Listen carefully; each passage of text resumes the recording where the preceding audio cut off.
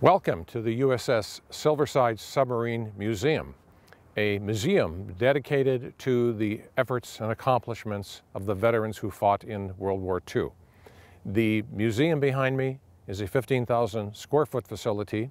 We are located at 1346 Bluff Street in Muskegon, Michigan, very close to Pier Marquette Park, and of course, right on the channel that connects Muskegon Lake to Lake Michigan. Currently, there is a course on World War II history being offered at the museum every Monday night from 6 till 9 p.m. Two instructors from Muskegon Community College have developed this course, and in cooperation with the college, the class is being offered here at the museum. Throughout the 15 weeks, each evening will have a different instructor, a different speaker, a different presenter with a specific expertise. The class is attended by students who have enrolled for credit, and the museum has made the offer to the community members to attend this lecture series if they so wish, and do so free, and of course donations are graciously and generously accepted. The topics throughout the course, if I may read from the notes that I have about the course, began on January 7th with the topic of From Versailles to Munich, talking about the transition from World War I to World War II. Subsequent weeks covered the topics of the German Blitzkrieg, crushing Poland, England stands alone, Hitler's dilemma, Operation Barbarossa about Russia, Pearl Harbor, awakening the sleeping giant, the Pacific Theater, defeating the Desert Fox, and Muskegon, the arsenal of democracy. We invite you to come to the Silverside Museum on Monday evening, beginning Monday, January 14th, 6 p.m., to enjoy a very interesting evening about World War II history.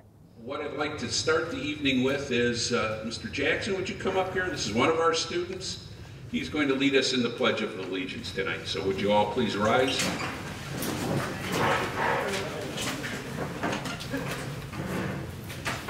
Pledge allegiance to the flag of the United States of America and to the republic for which it stands, one nation, under God, indivisible, with liberty and justice for all. Okay, thank you. All right, without further ado, we're going to get started tonight. Mr. Troutman is going to take us to the Battle of the Bulge, Ardennes for us. We are prepared tonight. We've got a microphone in front. I've got one in my hand. I got one on my lapel. There is no microphone shortage tonight. Don't ask us if it'll all work. That's a different question. But we've got the microphones. That we do. Okay, good to see everybody as always. Yes, the Yanks are coming. Certainly a World War I mantra. And after the D-Day invasion, remember, as George told us last week, 200,000 troops took shore, another 800,000 behind them in the next 30 days. The Yanks are coming, and we have to ask ourselves, was success the only option? So again, when we think of Eisenhower, we clearly think about a portrait of leadership. Authority equates to responsibility. If there's any lesson I would give a leader today or a young wannabe leader is just that. Authority equates to responsibility. This was actually a speech that was sent to me by Anna Eldon Brady, a friend of mine here, talked about Eisenhower's in case of failure message. Certainly tremendous D-Day planning was established to make it success, yet it would not be responsible to not have backup plans. So thus, while General Dwight D. Eisenhower did sound confident before the Normandy invasion, the operation, yes, it was planned as a victory. And that's the way it's going to be, he told his officers. We're going down there, we're throwing everything we have into it, and we're going to make it a success. But good leadership does require multiple plans of attack and retreat. Fortunately, this speech was not required, but this was a speech penned by Eisenhower in the case of a failure. Our landings have failed, and to gain a satisfactory foothold, and I've withdrawn the troops. My decision to attack at this time was based upon the best information available. The troops, the air and navy, did all that bravery and devotion to duty could do.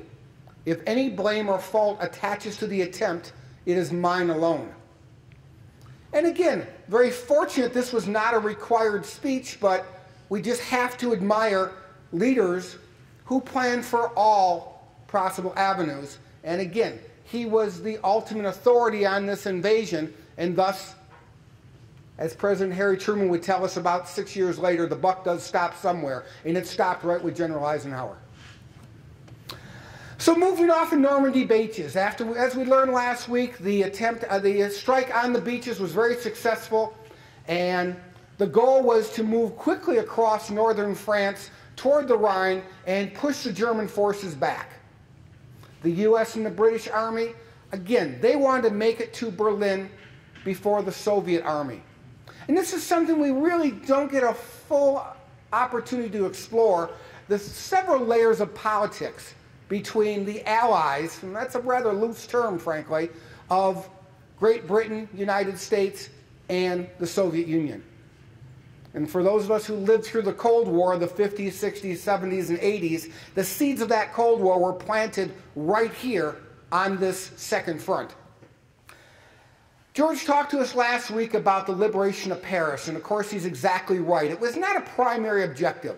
Liberating Paris was not really required to defeat the Germans. It was very much a political prize.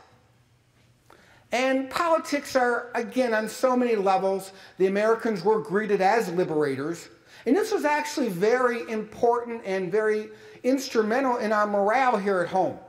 Because while we had been engaged in the last 2.5, almost 3 years of war, the tangible victories, the idea that we've defeated Germany, is still quite elusive. So liberation of Paris was something that was essential for the American citizens. Clearly more essential for the French citizens, and they were greeted as liberators, as they should be.